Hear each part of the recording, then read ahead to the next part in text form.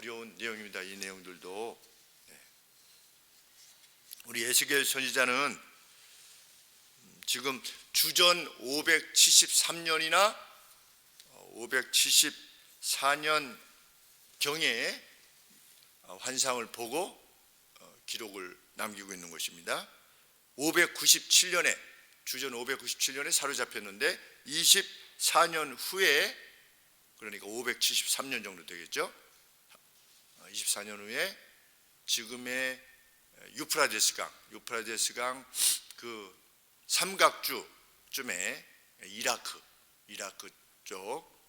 그쪽에서 이제 포로된 이스라엘 백성들과 함께 같이 잡혀와서 있던 차에 하나님께서 환상을 통해서 에스겔을 예루살렘으로 데려가시고, 이제 지금은 다 나라도 멸망하고 성도 다 멸망하고 이제 돌아갈 그 어떤 기대도 없었지만 하나님께서 나중에 돌아가게 될 것이다 라고 하는 것을 환상 가운데 보여주시는 가운데 이 기록을 남기게 됩니다. 그런데 이 46장은 특별히 군주에 관계돼서, 왕이겠죠, 이 군주와 관계되어져서 특징적인 명령들이 주어집니다. 그래서 이 군주와 관계되어진 내용들을 보면 이 왕이 백성을 대표하는, 하나님의 이름으로 기름 부음을 받은 왕이 하나님을, 그 백성들을 대표하는 어떤 역할을 감당했고 그 대표자로서의 역할을 행했구나 라고 하는 것을 알게 됩니다. 그리고 그 군주에게 하나님께서 더 많은 권위를 부여했다는 것을 알게 됩니다. 예수님께서 우리의 왕이시지 않습니까? 우리는 예수님께서 우리의 대제사장이시기도 하시면서 우리의 왕이시기도 하죠. 대제사장이 백성들의 죄를 사하기 위해서 염소를 잡아서 이 피를 가지고 이제 지성소로 들어가는 것이죠. 가장 거룩한 곳에. 그래서 그 안에 있는 법궤, 이 하나님의 이 지성소를 정결하게 하지 않습니까? 대제사장이. 그런 것처럼 왕도 하나님의 이름으로 기름 부음을, 왕도 단지 정치적인 행위만 행하는 것이 아니라 백성들의 죄를 위해서 제물을 가지고 하나님 앞에 나아가는 그 역할을 할 때 일반 백성들이 가지고 나아가는 것과 분명하게 구별되게 왕에게 특별한 권위를 부여했다는 것을 알게 되는데, 그 내용들을 오늘 다루어 보게 되는 것입니다. 하나님께서는 제일 처음에 우리 보셨던 바와 같이 동쪽을 향한 그 문이 평소에는 닫혀질 것이지만 6일 동안에는 닫혀질 것이지만 안식일이나 월삭에는 열어놓도록 해라, 이렇게 하나님께서 명령하셨습니다. 우리 40 앞장에 보시면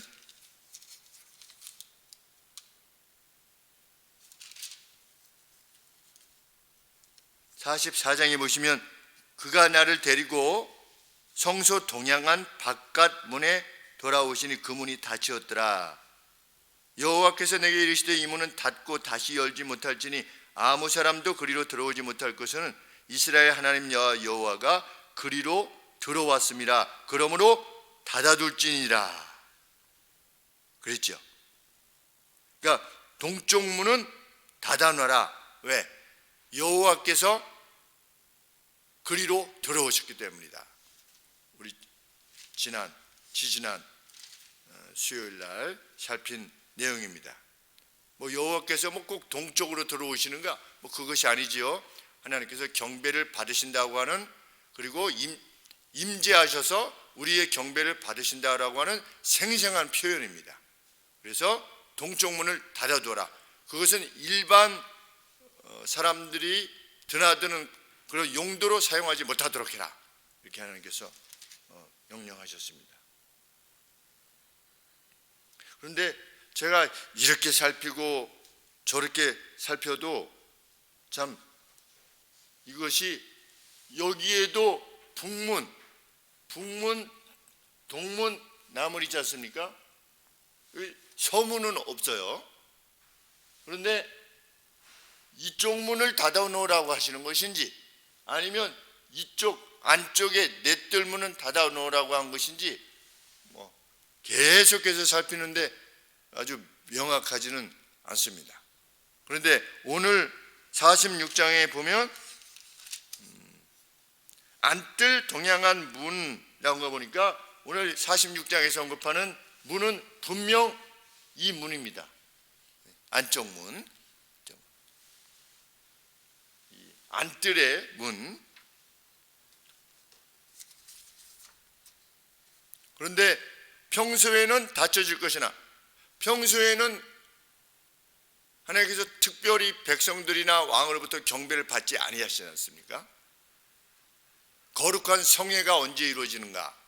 안식일날 이루어지지요. 거룩한 성회가 그때 문을 열라는 것입니다. 왜? 하나님께서 그쪽으로 들어오시니까 경배를 받으시기 위해서. 그리고 뉴문, 월삭도 성회로 모이라고 하나님이 명령하셨습니다. 그러니까 백성들이 경배를 위해서 모일 때 그 문을 열어두어라. 왜? 우리 하나님이 그 경배의 자리에 계시니까. 그러면 경배의 핵심은 무엇이었느냐? 제사였습니다. 단지 제사만 있지 않았죠. 찬양도 있고 이렇게 했지만 가장 중심에 있었던 것이 제사입니다. 그 제사는 곧 이후에 예수님께서 우리 대신 십자가에 달려 죽으시는 그것을 의미하는 것이었죠. 그것의 그림자였습니다. 그것이 경배의 핵심이었습니다.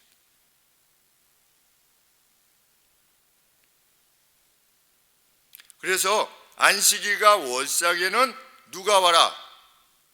군주가 들어와서 그 현관에 서서 무엇을 하나님 옆에 드려라? 번제와 화목제, 감사드리는 제물, 그리고 하나님과의 평화를 기뻐하는 그 제물을 하나님 옆에 드려라. 그리고 그 번제는 늘 무엇을 수반했냐면 소제를 수반했습니다. 그래서 번제를 드릴 때 꼭 곡식을 태워서 드리도록 하나님께서 이렇게 명령을 하셨습니다. 왜 그랬는지 우리가 알 수는 없습니다. 그런데 번제 드릴 때 꼭 소제를 같이 드리도록 이렇게 명령하셨는데, 그래서 왕이 나와서 무엇을 드렸느냐? 번제와 관계되어진 소제, 이 소제를 드렸던 것입니다. 월삭과 매 안식일에. 그러니까 그 경배에 있어서 왕이 가장 앞서서 핵심적인 역할을 감당했다는 것을 알게 됩니다. 그 제물을 가지고 나오는 것이니까. 그러니까 이스라엘의 왕은 그냥 단지 백성들을 통치하고 외부의 적을 막아서는 그러한 역할만 한 것이 아닌 것입니다. 그래서 예수님이 우리의 왕이신 것입니다. 백성들을 대표해서 그 역할을 감당하셨던 바, 우리를 위해서 그러했습니다. 그런데 왕은 그 문의 현관에서 들어와서 다 이렇게 목도했지만 백성들은 어떻게 했다? 그쪽 바깥에서, 현관까지 못 들어오고 그 바깥에서 그 경배에 참여하게 하셨다. 이것을 보면 군주가 지닌 어떤 권위가 어떤 것임을 우리가 알게 되는 것입니다. 그리고 또 다른 군주와 백성들의 차이는 8절에 나타나는데,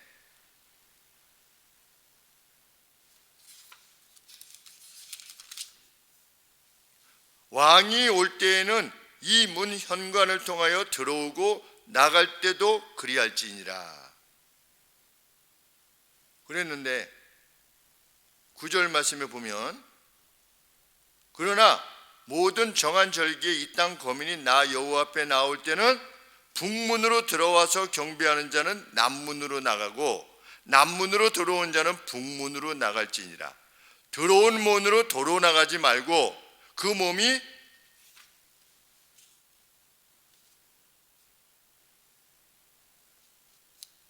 그 누구도 그가 들어왔던 문으로 곧바로 나가지 못하도록 해라. 이렇게 하나님께서 말씀하셨습니다.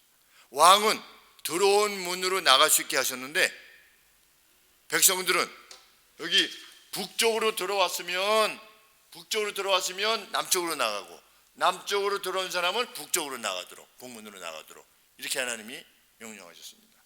그런데 이 문은 왕만 출입할 수 있는 겁니다. 군주만. 언제? 안식이라고 월삭 때만. 그러니까 참 이런 것들이 매번 이루어질 때 그 왕이 지닌, 하나님 앞에서 지닌 그 권위가 백성들 앞에 드러났을 것이 분명하고, 또 왕 자신도 자기가 백성들을 대표하는 대표자라고 하는 것, 그것을 인식하게 되었을 것이라 이렇게 여겨집니다. 그러니까 세상 왕이 아닌 것이지요. 세상 왕.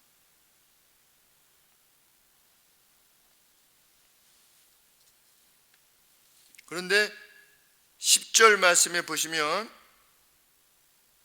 백성들이 들어올 때 군주 역시 그들 가운데 들어오고 나갈 것이 또 명해집니다. 10절 말씀에 왕은 무리 가운데 있어서 그들이 들어올 때 들어오고 그들이 나갈 때 나갈지니라. 언제? 9절 말씀에 모든 정한 절기에, 우리 백성들은 1년에 3차 하나님 앞에 나오게 됐지요. 6월절, 77절, 그 다음에 수장절. 그 나올 때, 그때 나올 때는 어떻게 해라? 군주도 이스라엘 백성들 가운데 함께 들어오고 함께 나가라. 안식일과 그 월삭 때에는 달리 행했지만 3대 절기 때에는 왕도 백성들 가운데 거해라. 이렇게 하나님이 명령하신 겁니다. 그러니까 이런 것들도 한편으로는 무엇을 말하는 것인가? 백성들의 대표자이지만 그 개인 역시, 왕 역시 백성들 중에, 하나님의 백성들 중에 한 사람일 뿐이다 라고 하는 것을 밝혀주는 대목이라. 그런데 이렇게 하나님이 명령하시는 내용을 보면 사울이 지금 에스겔 선지자보다도 한 500년 전에 사울이 어떻게 했습니까? 자기가 제사를 드렸잖아요. 하나님께서 제사장을 통해서 제사를 받으실 거라고 했는데 그냥 자기가 제사를 드린 겁니다. 사울이. 그러니까 이 에스겔에게 주신 환상의 내용에 비춰볼 때 사울은 그냥 세상 왕처럼 행한 겁니다. 하나님의 존엄에 대해서 전혀 인식이 없었던 것입니다.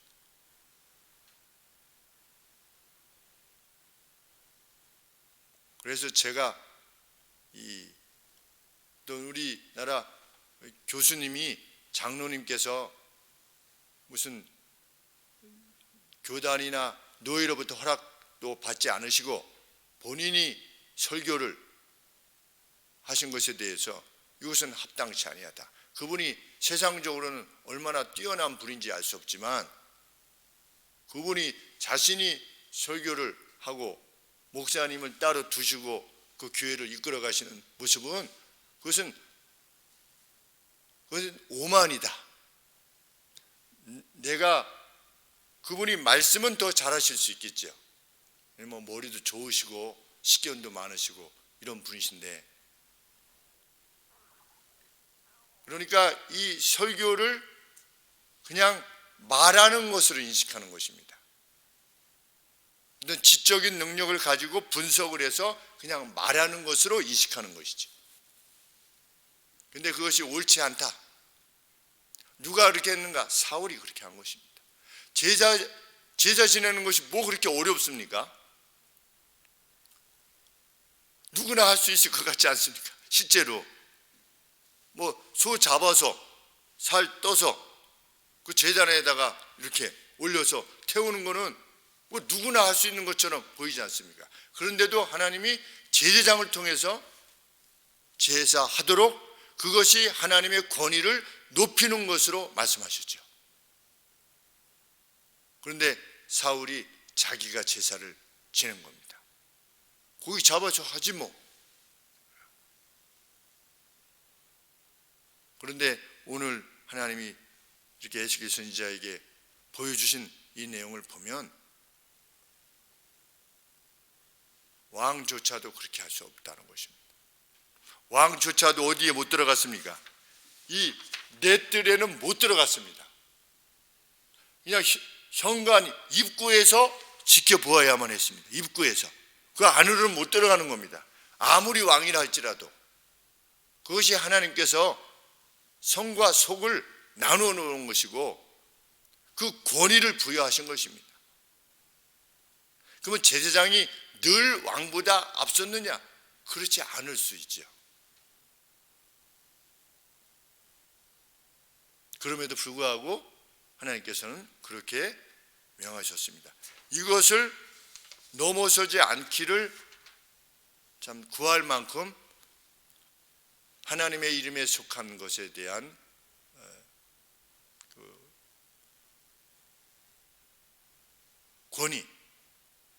권위를 인정하는 것이 참으로 우리에게 필요하다는 것을 오늘 본문이 언급하고 있는 것입니다.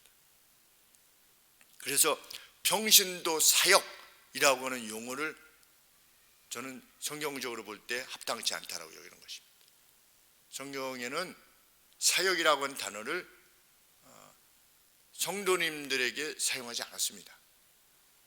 그런데 어느 순간부터 우리나라에도 평신도 사역, 미니스트리라고 하는 단어를, 우리 목사가 미니스터입니다.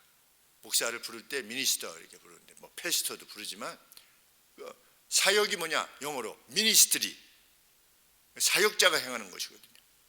또 권위를 부여한 것입니다. 신학대학원에서 공부를 준비하고 어떻게 성경을 연구할 것인가, 성경의 내용을 파악할 것인가, 이것을 준비하고 자기의 일생을 다 바쳐서 하나님 옆에 헌신하고자 이렇게 한 것인데, 그래서 주의 이름으로 기름을 붓는, 안수하는 것이죠. 근데 그 어떤 사람이 그러한 의미에서의 안수 아니면 그 권위가 주어지지 않았음에도 불구하고 본인이 뭐 이렇게 잘한다고 해서 말씀을 잘한다고 하고 지적인 능력이 뛰어난다고 해가지고 이렇게 언급하는 것은 정말 하나님의 거룩을 우습게 여기는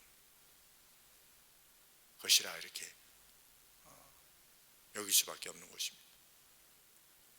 그래서 우리 이어령 교수님이 예수님을 믿기 시작하지 않았습니까? 그래서 가끔 이렇게 나오셔서 무슨 대담 같은 걸 하시는데, 대담 같은 건 하실 수 있습니다. 그러나 그분이 가령이 되어서 설교를 한다든지 설교라는 이름으로 한다든지 이것은 매우 조심해야 되는 것입니다. 뭐 강연은 할 수 있습니다.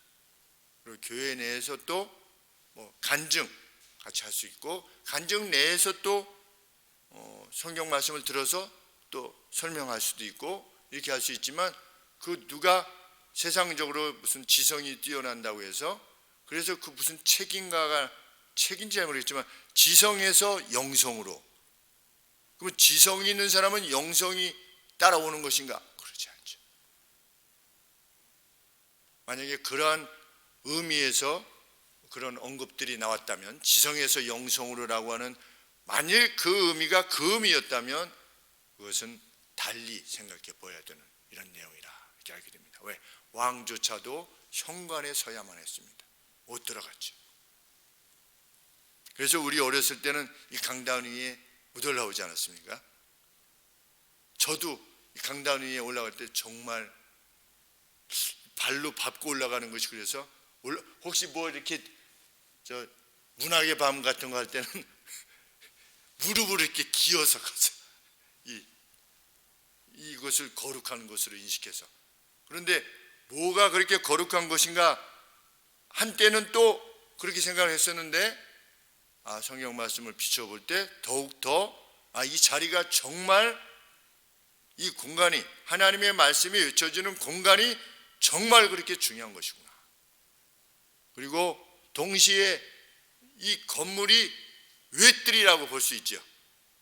바깥들, 건물 전체가 예배당을 안뜰이라고 치면 그것이 어느든 이 건물에 속해 있는 그 어떤 것도 우리가 외뜰이라 이렇게 이해하고 참 이것들을 정갈하게 돌아보고 어떤 어색한 부분이나 아니면 어떤 지저분한 것들이나 이런 것들이 놓여지지 않기 위해서, 그리고 항상 그 누가 보더라도 하나님의 이 전체 교회가 이제 하나님 보시기에 또 사람들 보기에 정말 정갈한 교회가 되어지기를 원하는 것입니다. 그래서 우리 구약의 말씀에 너희가 전쟁에 나갈 때 반드시 변소를 만들어라. 캠프를 칠 때, 원수와 싸우기 위해서 캠프를 칠 때 반드시 변소를 만들어라. 왜? 하나님께서 너희 캠프 위에 너희와 함께 하시기 때문이다. 그렇기 때문에 변이 그냥 노출되는 것을 하나님이 보시지 않도록 해라. 무슨 하나님이 그게 있으니 없으니 그게 아니지요. 그 싸움에 하나님께서 함께 하신다라고 하는 것을 인식할 때, 그만큼 하나님을 인식할 때 하나님께서 반드시 승리를 주실 것이다. 말씀하신 것처럼 우리 교회를 바라볼 때 참 토요일마다 오셔서 이렇게 교회를 정갈케 하시는 이런 면들이 그냥 토요일날 청소하라 가지 이것이 아니고 정말 하나님의 전을 정결케 하는 그 마음으로 준비할 때 하나님께서 반드시 복을 허락하실 것이라 믿습니다. 그리고 이렇게 좀 흐트러진 부분이 있으면 그걸 바로잡고 하는 그 노력을 우리가 또한 기울여야 되는 이유인 줄 압니다.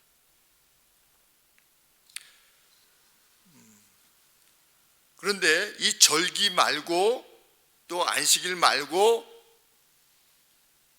군주가, 왕이 하나님 앞에 제사를 드려야 되겠다 라고 자원할 때에는 12절 말씀입니다.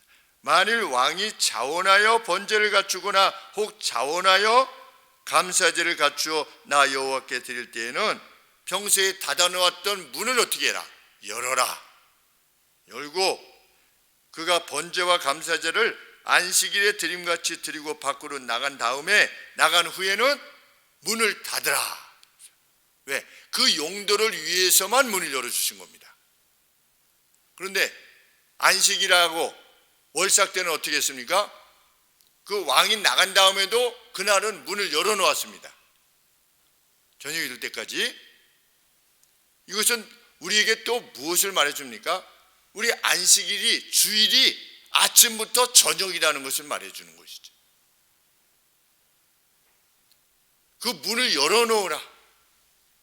안식일에는, 월삭에는 하나님이 경배를 받으시는 날이라고 정해놓은 그 날에는 문을 열어놓지만, 자원하여서 일하는 엿새 동안에 왕이 오늘 하나님 옆에 경배를 해야 되겠다, 드려야 되겠다 라고 할 때는 동물 열고 들어오되 하고 나서 어떻게 해라? 나가면 문을 다시 닫아라.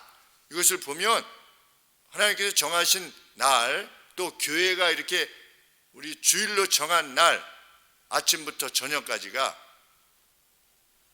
참 문이 열려져 있는, 하루 온 종일 하나님께 경배를 위해서 드려야만 되는 시간이라고 하는 것을 아주 명확히 해주는 말씀이라 이렇게 할 수 있을 것입니다. 다음에 13절 14절에 보시면 하나님께서는 또 매일 아침에 흠없는 1년 된 암양의 번제와 소제를 드릴 것을 명하십니다. 매일 아침. 그리고 이것이 영원한 규례가 될 것이다. 그래서 이스라엘의 경배는 매일 드려진 겁니다. 백성들이 와서 드리는 건 아니었지만 하나님 전 안에서의 경배가 매일 아침에 드려진 것입니다. 우리의 새벽 예배의 정신이라 이렇게 할 것입니다. 교회에 아침 새벽에 드려지는 예배의 정신, 새벽 예배의 정신이라. 어떤 분은 우리나라만 왜 새벽 예배가 있습니까? 농경 문화라서 누가 그렇게 말을 하는지 모르겠어요. 농경 문화라 아침에 일찍 일어나다가 들리고 밭으로 가다 보니까 그렇게 된 것이다. 그렇지 않았지. 우리 주기철 목사님께서 처음 시작하셨는데 예수님께서 새벽 미명에 기도하러 가시더라 라고 하는 것을 따라서 우리 새벽 기도가 생겼죠. 그리고 오늘 이 말씀도 보면 매일 아침 번제와 소제를 하나님 앞에 드려라. 그러니까 이건 국가적인 차원에서 드리는 겁니다. 새벽 예배의 정신이라 이렇게 할 것입니다. 이어서 하나님께서는 땅에 관계되어진 하나님 나라의 땅에 관계되어진 명령을 내리시는데 만일 왕이 아들 중에 한 사람에게 땅을 주면 그 땅이 그 아들에게 유산으로 갈 것이다. 그렇지만 왕이 종들에게 자기의 땅을 주면 그것은 희년의 때에 다시금 왕의 가계로 돌아오게 될 것이다. 그러니까 땅이 영원히 그 누구에게 속하지 않도록 그 다른 이에게 속하지 않도록 하셨습니다. 하나님께서 하나님 나라의 땅이. 그래서 그 누구도 자기의 땅에 대한 하나님 나라에 대한 권리를 상실하지 않도록 하시는 것이 하나님의 뜻이었습니다. 이스라엘 백성들이. 그러니까 오늘로 치면 하늘소망교회에 속한 모든 성도들이 하나님께서 주신 목들이 있는데 이 목에서 누구도 제외되지 않도록 하시기를 원하신 겁니다. 자기 몫의 땅이 있게 되기를, 그것이 포기되어지지 않기를 하나님은 원하셨던 것입니다. 그래서 17절에 보시면 군주의 그 유업이 오직 아들들에게만 유산될 수 있었다. 그리고 또 군주가 백성들의 땅을 빼앗아 가지고 자기 아들들에게 나눠준다고 할 것 같으면 그것은 결코 허락되지 않는 것이다. 왜? 하나님의 백성이 자기가 하나님께서 주신 자기의 가계에 주신 땅을 잃고 뿔뿔이 흩어지는 것을 내가 용납치 아니할 것이다. 이렇게 하나님께서 말씀하셨습니다. 그런데 어떤 이들은 또 이 대목을 가지고 이 우리나라의 어떤 토지 정책에 대해서 말하려고 합니다. 굳이 그렇게까지 왜? 그것은 무슨 가나안의 땅을 뭐 나눠라 이런 의미가 아니기 때문입니다. 영적인 의미이지. 일반 사회 윤리를 이런 말씀을 들어가지고 행하려고 하는 것은 그래서 성경을 이용하는 것입니다.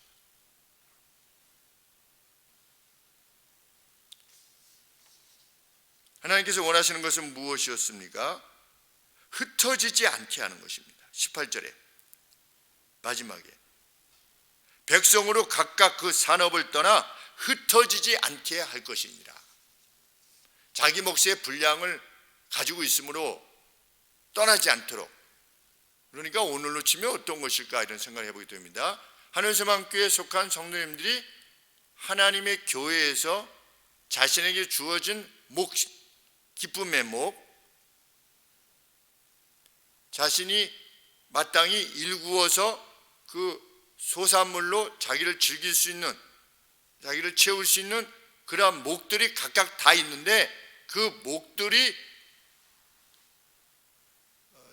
교회에 속한 모든 성도들 개개인이 각각 다 누릴 수 있도록 하라는 것이죠. 그것을 위해서 노력해야만 될 것입니다. 그런데 아합이 어떻게 했습니까? 아합 왕이 나봇의 포도원을 빼앗았습니다. 그래서 나봇의 포도원을 빼앗기 위해서 나봇을 죽이기까지 했던 것입니다.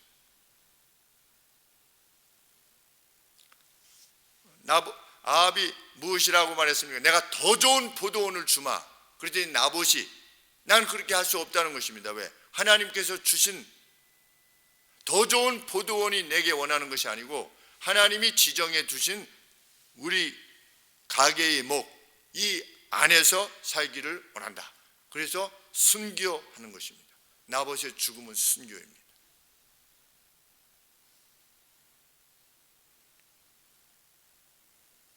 마지막으로 이후에 19절에 보시면 하나님께서 에스겔을 안뜰로 이끌어 가시는데 거기 보니까 키친이 있는 것입니다. 이게 무엇 때문에 있는 것인가를 하나님께서 설명해 주셨는데 그 하나님 앞에 제사 드릴 때 굽거나 이 삶는 것, 그 제물을 가지고 이 안뜰 바깥으로 나가지 않게 하기 위해서. 그래서 하나님의 거룩이 이 바깥쪽으로 이렇게 트랜스밋 이렇게 되어 있습니다. 우리 트랜스미션이라고 하지 않습니까? 하나님의 거룩이 밖으로 나가서 이렇게 오염되는 것을 하나님의 어떤 게 드려지는 제물이 그 아주 지극히 거룩한 성물이 거룩한 것이 이게 들고 나가면 삶거나 이렇게 하기 위해서 들고 나가면 저 제사 드리러 저 고기 봐줘. 저 피가 막 이렇게 떨어지고 막 저 고기 맛있겠는데 가랭이를 두면 이런 식으로 사람들에게 그 거룩한 성물이 오염되지 않도록 하기 위해서 이 넷들, 안뜰 안에 하나님께서 그것을 처리할 수 있는 뜰을 제공하셨다.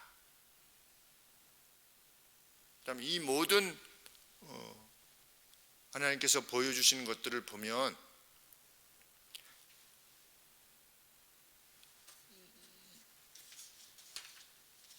이스라엘 전체가 있고 이스라엘 전체에 예루살렘이 있고 예루살렘 안에 이 하나님의 뜰이 있는 것이죠. 여기 제단이 있고 여기 성소가 있고 지성소가 있고 그 누구도 감히 이쪽 안에는 정말 정결한 마음으로 하나님을 섬기는 마음으로 경배의 자리에 나아가야 된다는 것. 그리고 백성들은 감히 이 안쪽을 바라볼 수 없게 하셨다고 하는 것. 군주만 바라볼 수 있게 했는데 군주조차도 이 안쪽으로 가까이 갈 수 없게 하셨다는 것. 그리고 이 성물이 이 안쪽에서만 삶아지고 구워질 수 있도록 하셨다고 하는 것. 그만큼 이 안에서 이루어지는 것은 거룩한 행위였다라고 하는 것. 그것을 에스겔에게 하나님께서 보여주신 겁니다. 그게 뭐냐? 이게 우리의 경배인 것입니다. 이 경배의 자리, 경배의 자리에 누가 와 계시는 것이냐? 동문을 통해서 오신 하나님께서 우리의 경배의 자리에 함께 임재하신다고 하는 것. 그리고 두려움과 떨림으로 하나님의 백성들은 그 긴장감으로 사랑하는 긴장감이지요. 하나님의 어미하심을 인식하는 그러한 두려움과 떨림으로 하나님 앞에 경배할 것을 하나님께서 이스라엘 백성들에게 요청하신 것입니다. 우리의 경배는 그것입니다. 그 경배를 사랑하는 자에게 하나님이 그만큼 하나님을 높이고 하자는 이들에게 반드시 응답하실 것이다. 그것이 하나님의 약속입니다. 우리 그 같은 경외감을 가지고 늘 예배의 자리에 있는 참 그 두려움과 떨림이 있게 되어지는 그런 은혜가 우리 가운데 있기를 원합니다. 기도하겠습니다. 높으신 하나님 아버지,